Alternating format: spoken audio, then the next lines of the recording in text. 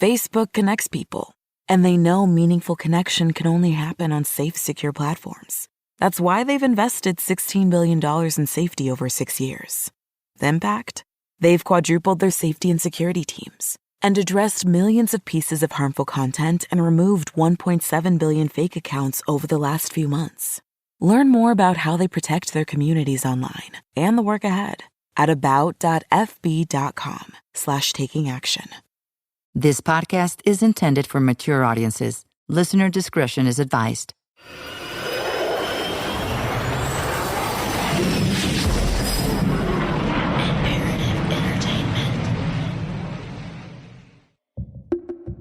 A quick note. There are 2 available versions of this podcast, one in English as a red note and Spanish as La Nota Roja. If you would prefer to listen in Spanish, you can do so by searching for La Nota Roja in the same podcast app where you downloaded or streamed this episode. The femicide in Juarez is an important story that has never been presented in this way before.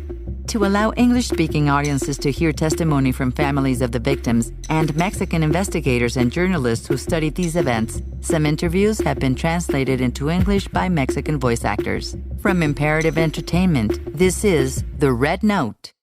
Let's begin the program.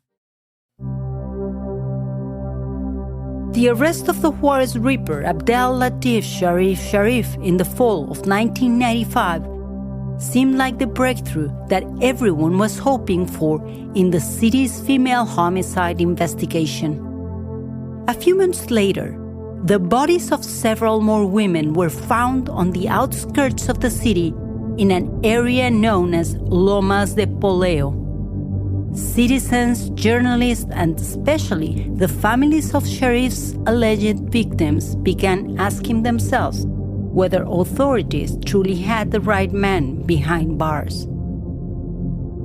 During her 20-year political career, Irene Blanco held numerous positions in Mexico's state and federal governments, including several terms as a federal congresswoman representing the state of Quintana Roo.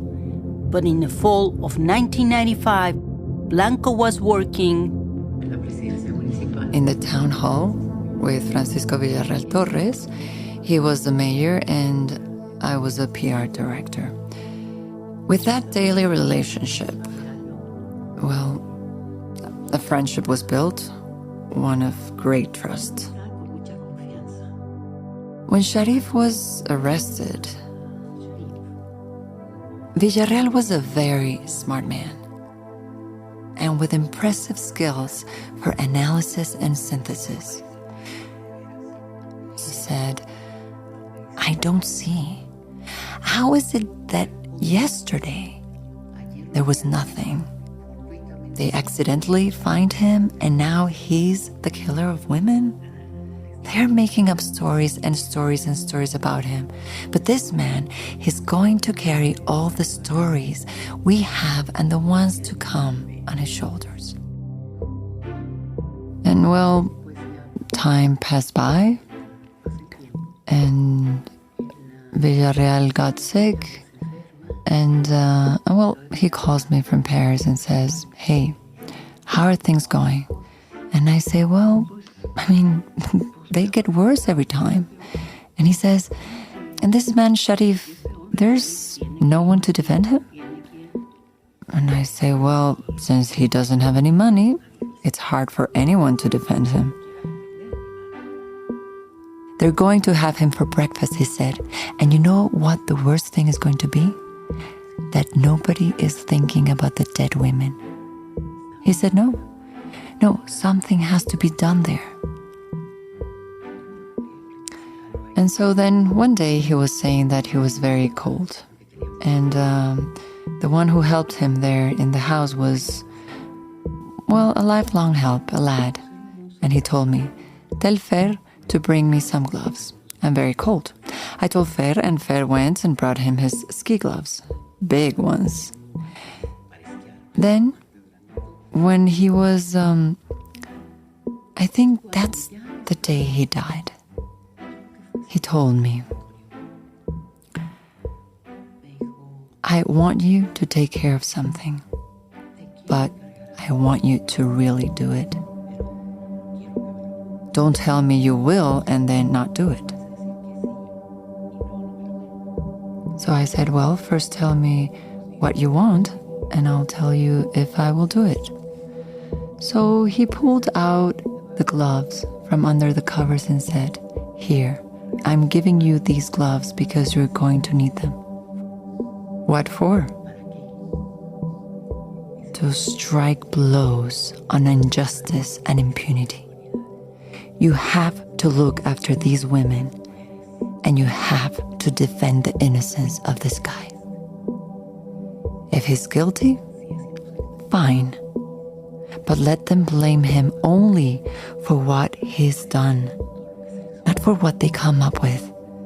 Remember, there are all those women. On that day, Mr. Villarreal died because this happened around noon and he died late at night. I was left with so much on my shoulders.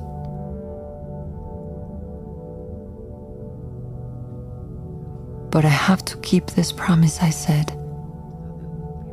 I have to do it.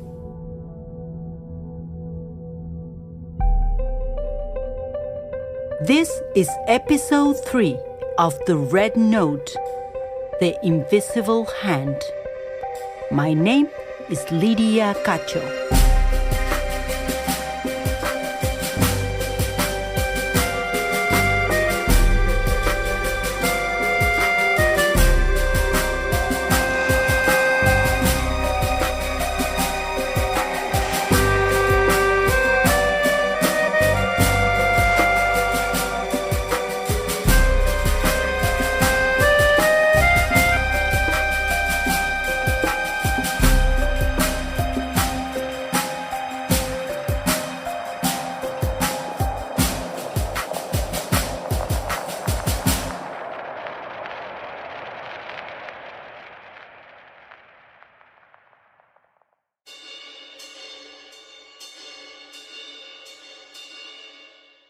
This episode is brought to you by the Jordan Harbinger Show. If you want a new podcast that you're definitely going to look forward to every week, one that's entertaining and packed with fantastic guests, well, this is the show for you. I mean, Apple named it the best of 2018, and that is a big award. Great guests like CEOs and FBI agents and rappers and political activists, all really spilling the tea on Jordan's show. Plus, he's so smart and funny and easy to listen to. I love the episodes with Celeste Headley, How to Have Conversations That Matter, and also T-Pain and Auto-Tune. Yes, sign me up for that. Fantastic. This truly is an excellent interview show. You just can't go wrong with adding the Jordan Harbinger Show to your rotation. It is incredibly interesting. There's never a dull show. Search for the Jordan Harbinger Show on Apple Podcasts, Spotify, or wherever you listen to your podcasts.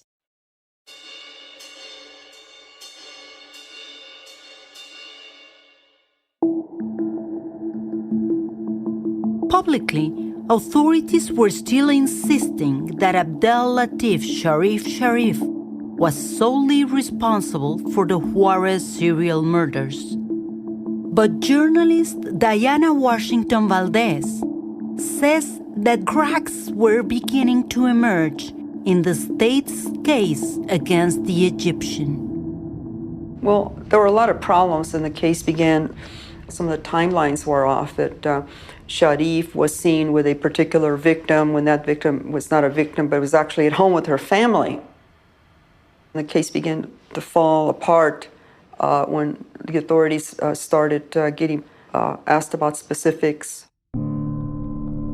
As Washington Valdez writes in her book, The Killing Fields, police claim Sharif had been observed in the company of one victim, Adriana Torres, on the night before she went missing. But Torres's family said that the girl was at home with them the whole night.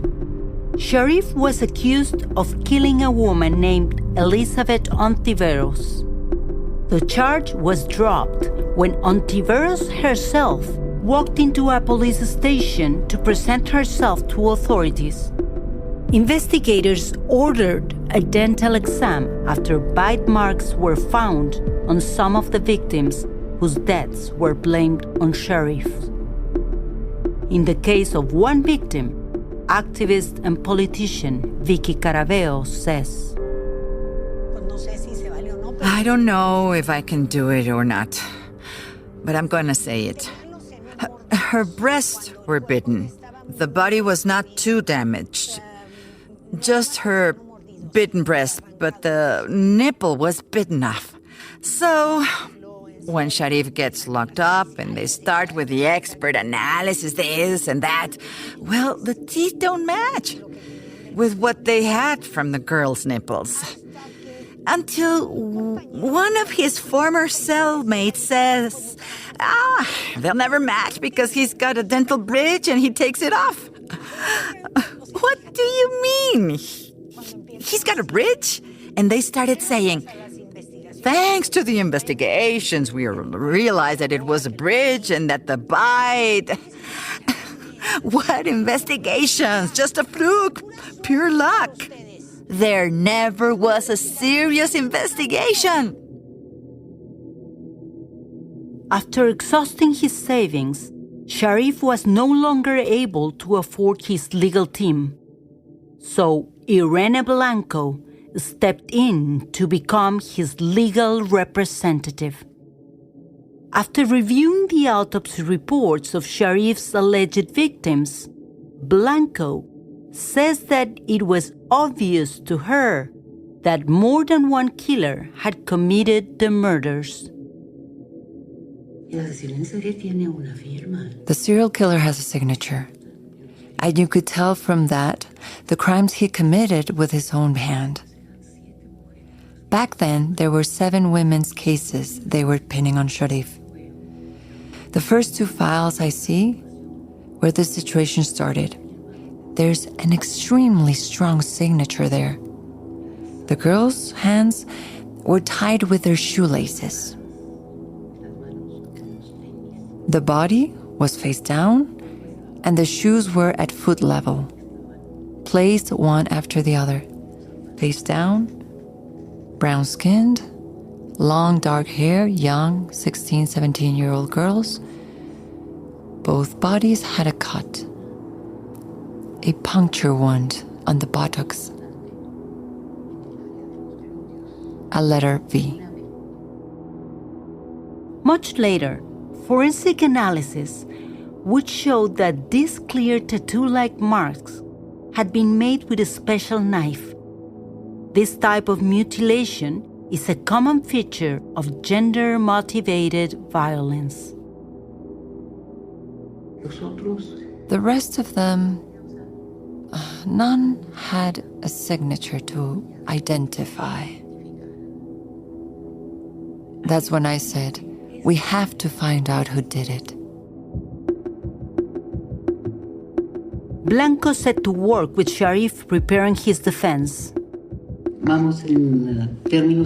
Generally speaking, we had to talk to each other in terms of truth.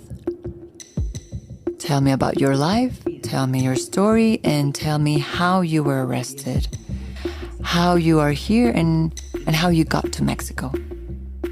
He told me about his life in Egypt. In college, he was one of the most brilliant students in his time. He had no interest in hiding. But he would tell me, I've been exposed with all this.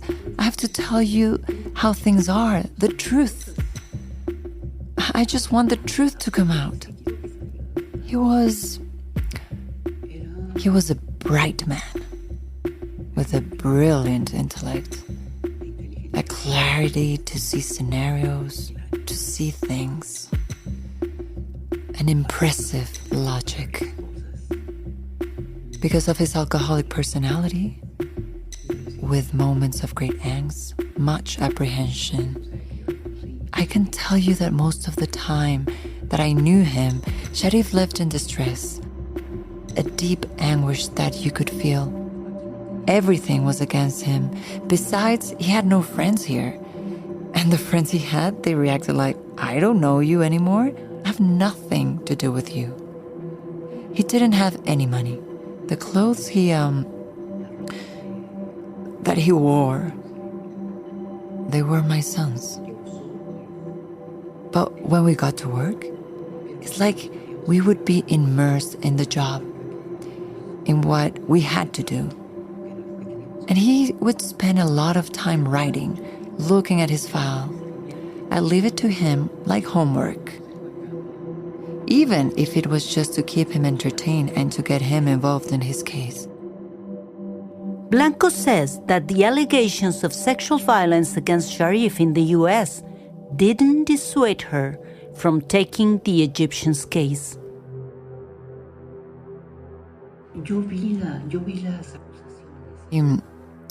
The accusations, the U.S. files, and I mean, come on.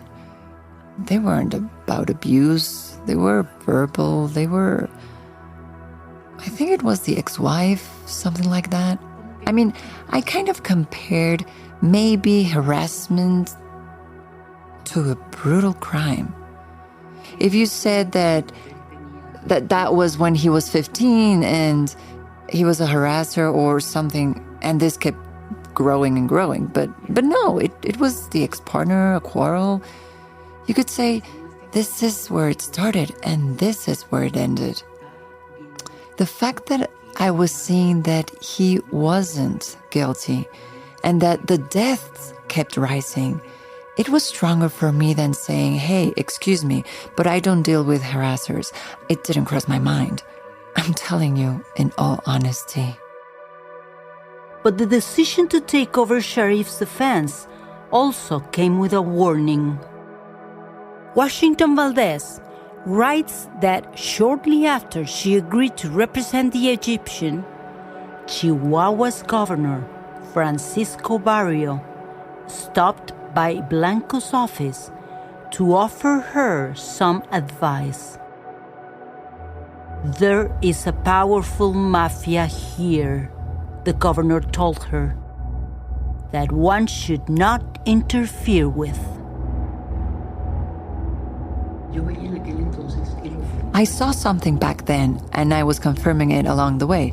And now I tell you the same thing I thought. Here's how you get into a very dangerous alley. I felt that we were treading on very, very dangerous ground. Since the beginning of the femicides in 1993, dozens of women's bodies had been found on the outskirts of Juarez. During the early 90s, Vicky Caraveo began organizing search parties to look for the remains of these missing young women in the desert. I said, since the authorities are not doing anything, how about we meet at 5 a.m.?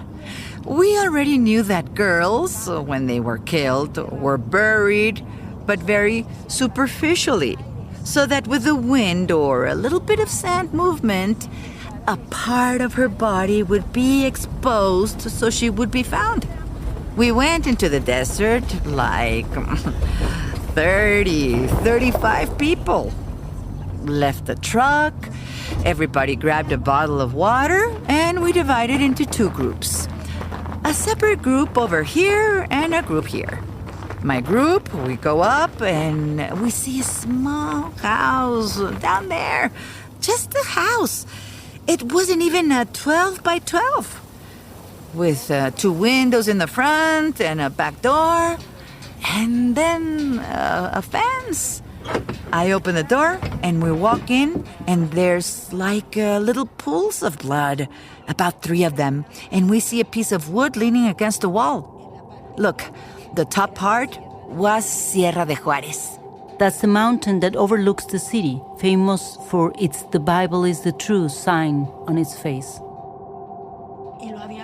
There were bodies in different positions, with slanted eyes, short hair, bangs, the mouth, a description, 5 girls in the front, 5 in the back. Completely naked. Their bodies were marked, their pubic area, everything. Completely naked, but very well marked. And in each one, there was a slightly different scenario. So there were Nazi signs, wolves howling, stones, and yuccas. And there were 10 of them. At that time, we had 10 girls missing. And the strangest thing is that we saw in the back of the room, there were stockings tied up all over the barbed wire. So a few panties, some bras, but the most impressive thing was a hairball about this size. Placed like this. Of course, we didn't want to take any of that because, well, that's evidence. We get to the deputy prosecutor's office. The investigating officers come. He comes out, the press is there, and I tell a reporter who was a friend of mine, would you take a picture of the wood? Up close, at least on one side. Yes, of course, madam. Caraveo handed the wood board over to the deputy prosecutor, who promised to have it analyzed. The next day, it took them 3 days to get together to prepare the statement about them going to the house that Mrs. Vicky Caraveo had reported it and that it was pigeon blood. And since it was pigeon, they demolished everything. They didn't leave a single brick. When she returned to the deputy prosecutor's office to check on the progress of the analysis, the wooden board was nowhere to be found. Officials denied ever having it in their possession. Where was it? No one knows. No one will. Thank God I have the picture.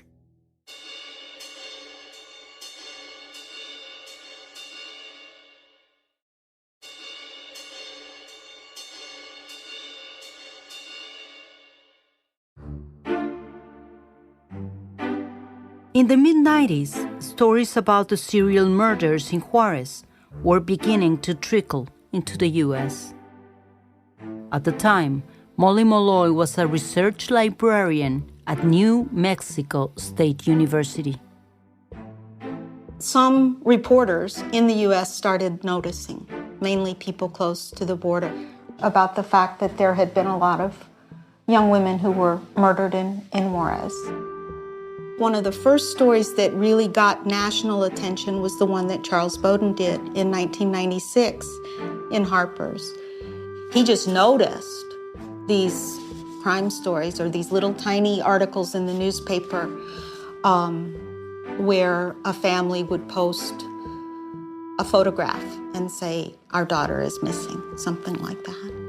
You know, he noticed it and he thought, this is terrible. Someone should be reporting on this. And so he started going to Juarez.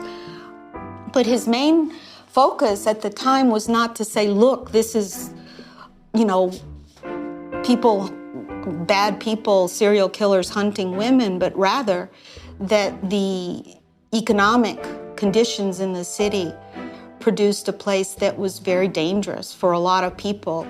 And young women were some of the most vulnerable people, and many of them ended up being killed. He wanted to point out the actual human cost of it. And one aspect of that human cost, the emphasis on the young women, was kind of accidental.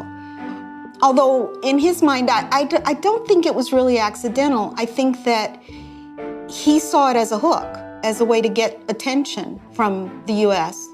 He was actually kind of shocked, surprised, I guess, that it ended up being the main story about Juarez for the next 25 years.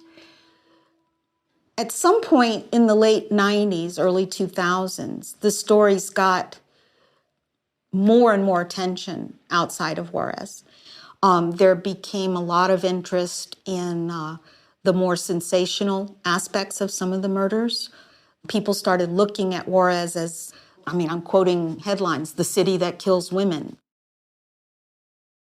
In the late 90s, Juarez native Lorena Figueroa was an intern at the San Antonio Express News. She says that the growing number of U.S. stories about the female homicides in Juarez began to warp how the city was perceived outside the border region. One of the reporters there told me, "Are you from Juarez?" I'm like, "Yeah, what's the deal?" They were like, "Oh my God. I mean, how do you survive there?" I'm like, "Well, what do you mean?" I didn't understand even for me, how feminicized or how Juarez was labeled as the feminicized capital of the world. I don't know, just like it was labeled as this place where women could not walk on the streets because they were going to get either raped, kidnapped, or killed. Juarez it's a complex city. It's a complex city with a lot of problems, but that was the perspective of Juarez in the United States. This somber legend of Ciudad Juarez is not just the murders of women, but also the response of the authorities to the murders to basically just shelve the cases by fabricating coverage using torture. Forensic examiner Oscar Maynez. In Mexico, there are those who say that we never had an investigating police. It was just an oppressive instrument of the state to control dissension, critics, and when criminal events happen that could affect the tranquility of the community, they would essentially go out, grab the first person they see, and torture him. There hasn't been any real interest in finding the perpetrators of the homicides. In April 96, police were investigating the rape and murder of a teenage maquiladora worker. One of the men they interviewed during the investigation was named Hector Olivares Villalba. As Teresa Rodriguez recounts in her book, Daughters of Juarez, Olivares Villalba admitted to authorities that he had carried out the girl's murder with the help of several accomplices. Based on this confession, and after learning that some of the victims had been seen in the city's red light district, police in Juarez raided several clubs in the area. The raids resulted in the arrest of more than 300 people, including 9 men who officials said, along with Olivares Villalba, were part of a gang called Los Rebeldes. Police said that not only had the 10 gang members confessed to several femicides, they admitted they had been hired to commit them by Abdel Latif Sharif. Diana Washington Valdez. There had to be someone on the inside of the law enforcement that had a very good imagination and was able to sit down and write scenarios. Maybe somebody, like somebody doing a movie. Really, literally, because you had to come up with a narrative and make all the pieces fit the narrative, or else write the narrative to fit the pieces that were gathered. And this is what was happening. You could tell there was like this invisible hand behind the scenes. Okay, this is the transcript. This is what we're going to do. Police alleged that Sharif, the intellectual author of the murders, had met with Los Rebeldes several times while behind bars. In exchange for killing 2 women per month, he would pay the gang 1,000 pesos, about $50 per victim. When they performed the murders, Los Rebeldes had to imitate Sharif's signature to make it appear he was being falsely accused. They had to provide the Egyptian with a pair of each victim's panties in order to receive their money. So the authorities invented this gang called Los Rebeldes. There was not a gang called Los Rebeldes. They came up with a gang, and they needed more people, right, to fill the gang membership, who were going to be presented as the accomplices of Sharif, as Sharif was paying them off, and that he wanted the underwear of the women to prove that they had done the work. All nonsensical, but nevertheless, this is what they developed. Los Rebeldes were subsequently indicted on 7 counts of murder. Governor Francisco Barrio heralded the raid that led to the gang's arrest as the most expensive and professional investigation in Chihuahua history. Attorney General Arturo Chavez bragged about the FBI-style search that had brought Los Rebeldes to justice. Irene Blanco. Yes, that from prison he was sending them and telling them that what the victims should be like and what to do to them. I mean, just crazy. Like something from a lousy crime novel scene. Lousy. It was silly. I don't know. When you start a book and see some things and you just stop reading.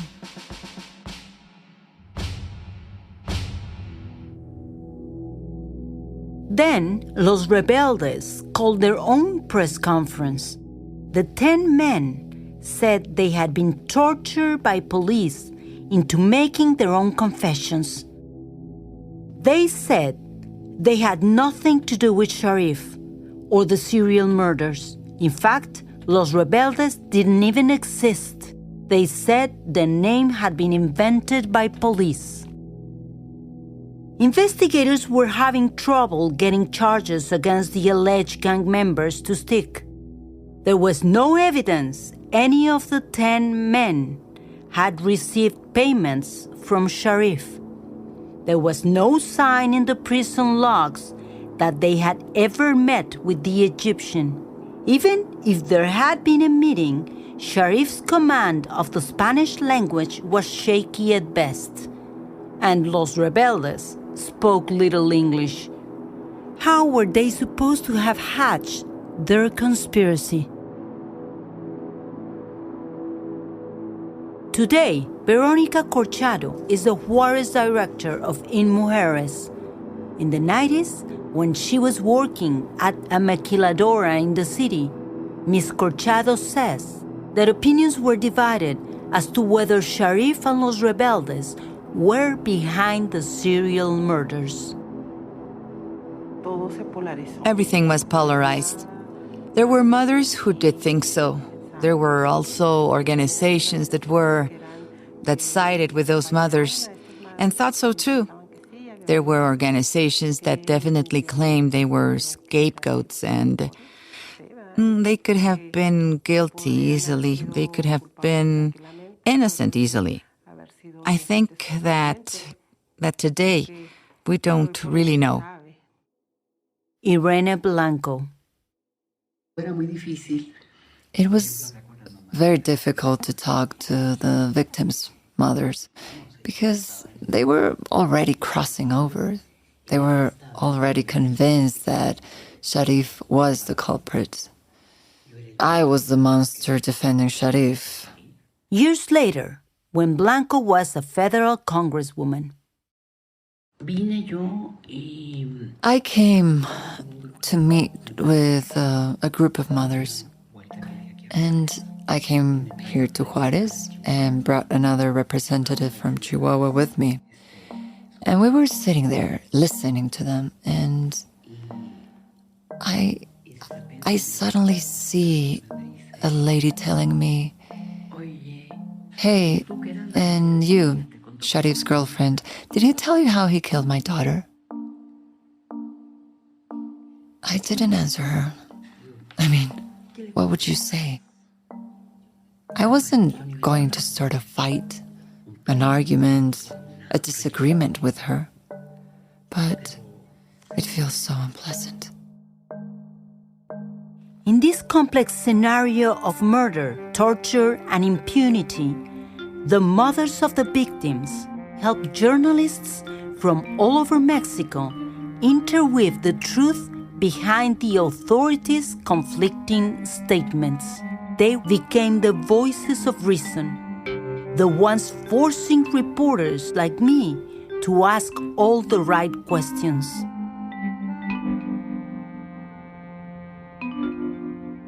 In 1997, 4 years of simmering frustration over Sharif, Los Rebeldes, and the mismanagement of the female murders investigations were ready to boil over in Juarez. If there was one thing that united everyone in Juarez at the time, it was the complete distrust of what they were being told by authorities. With state elections looming next year, the pressure was on Governor Francisco Barrio to deliver results before his conservative PAN party, which had controlled the state since 1992, paid the price at the polls. That fall, Attorney General Arturo Chavez announced that Chihuahua's authorities would launch a special task force for the investigation of crimes against women, which would be dedicated to stopping the serial murders in Juarez. The task force was to be led by a special prosecutor who would be personally chosen by the Attorney General. Activists and victims' families were hopeful that the creation of the special task force would be a turning point in ending the femicides in Juarez. During this time, many victims' mothers also began working alongside survivors of rape and other crimes against women, women's organizations, and journalists. Many quit working to become full-time justice seekers. To counter the effects of this movement, government officials began a divide and conquer campaign that continued for years.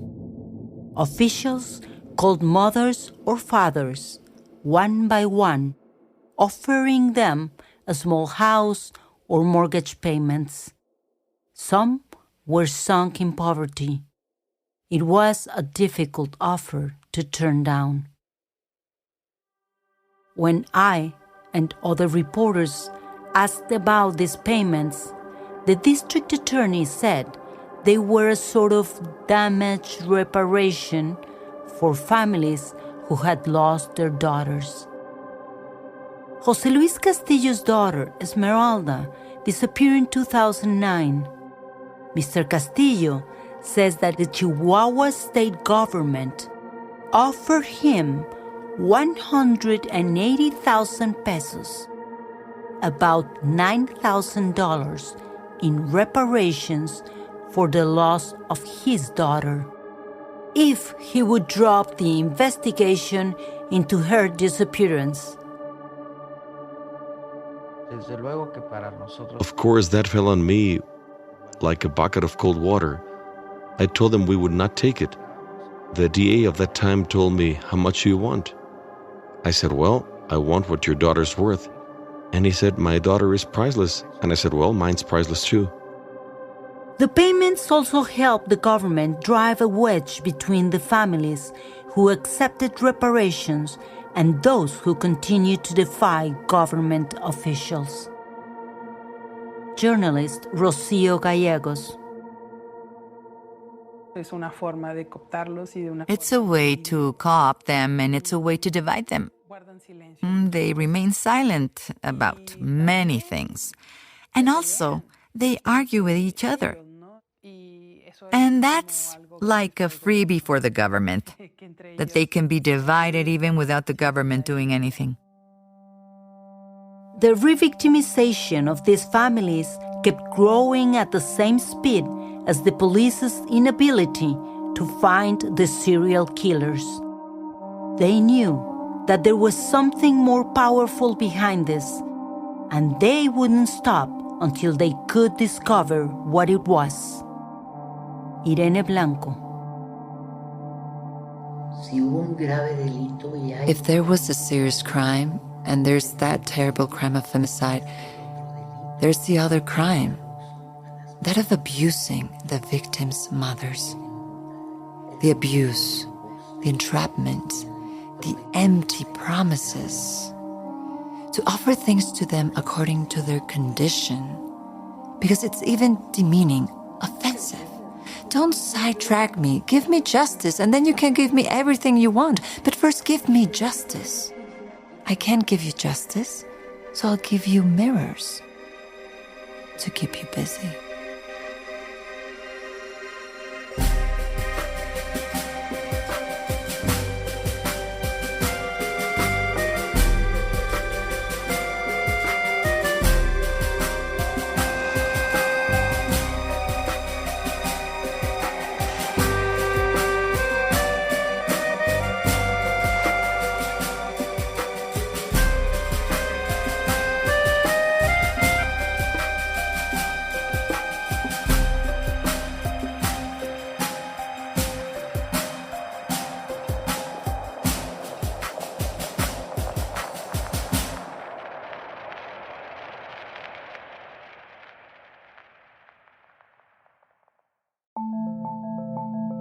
The Red Note is a production of Imperative Entertainment. It was hosted by Lydia Cacho and written and directed by Craig Whitney. Executive producers are Jason Hoke and Lydia Cacho. Lead producer is me, Estefania Bonilla Hernandez, and producers are Laura Caulfield, Will Wallace, and Craig Whitney. Research and interviews conducted by Alicia Fernandez. Sound recording by Nicolás Aguilar Jiménez and designed by Javier Umpierrez. LA recording engineer is Tom Corcoran. Dubbing directed by Rebecca Gomez and performed by Isabel Ireland, Rona Fletcher, Arturo Mercado Jr., and Genaro Vázquez. Music composed by Michael Ramos. Abraham Buendia recorded the making of and stills. Our production fixer was René Nava. Production bands were provided by our drivers Arturo and Ricardo Baeza in Ciudad Juarez and in Mexico City by Hugo Ramos. The production accounting supervised by Viridiana Morales and performed by Miguel Torres at Global Entertainment Firm. Insurance provided by Jasmine Alba and Ricardo Carrillo at LCI Seguros. Lorena Olivares is assistant to the director. Legal services provided by Laura Caulfield in the US and in Mexico by Laura Marvan at Marvan Pitol Abogados. The production was coordinated by Minerva Bolaños and supervised by Héctor Subieta. The producers wish to thank Adam Abruzzo, Dr. Edgardo Buscaglia, Daniel Espinosa Ochoa, Mike Hisi, Adriana Montalvo, Tony Montanieri, and Maria Rosa Ochoa for their gracious help with this podcast.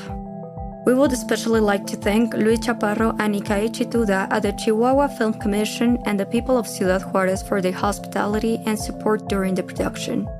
If you enjoyed the Red Note, please rate and review the podcast on whatever platform you listen to.